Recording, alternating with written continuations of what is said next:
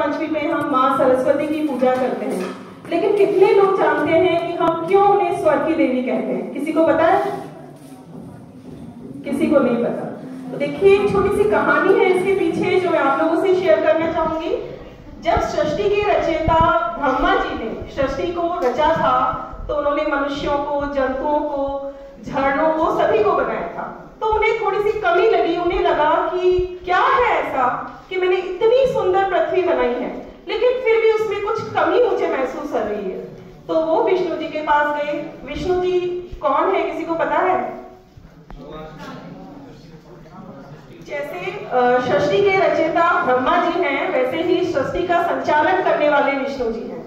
तो ब्रह्मा जी विष्णु जी के पास गए और उन्होंने वहां जाकर बोला कि मैंने इतनी सुंदर पृथ्वी बना तो ली है, लेकिन एक कमी है। यहाँ मुझे एक मौन सुनाई दे रहा है। मुझे नहीं समझ आ रहा कि इतनी अव्यवस्था क्यों फैली हुई है यहाँ पर। तो आप कुछ ऐसा करिए कि ये अव्यवस्था जो है वो मिट जाए और यहाँ पर मुझे कुछ अच्छा लगे, क्योंकि संचालन आपने ही करना है। तब विष्णु जी ने माँ सरस्वती की उत्पत्ति की थी, और सरस्वती की जब उत्पत्ति हुई थी तो उनके हाथ में वीणा थी। आप सभी देखते हैं माँ सरस्वती हमेशा वीणा के साथ होती है, उन्हें हम वीणा वादिनी कहते हैं। तो वीणा जब उनके हाथ में थी तो ब्रह्मा जी और विष्णु जी ने कहा कि आप इस वीणा को बजाइए।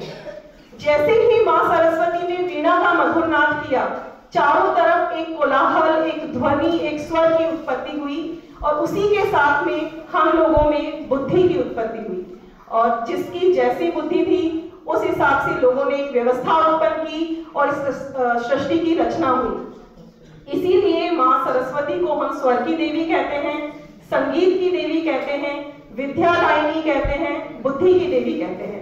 और जिस दिन माँ सरस्वती की उत्पत्ति हुई थी उस दिन वसंत पंचमी थी, इसीलिए वसंत पंचमी के दिन हम माँ सरस्वती की पूजा करते हैं।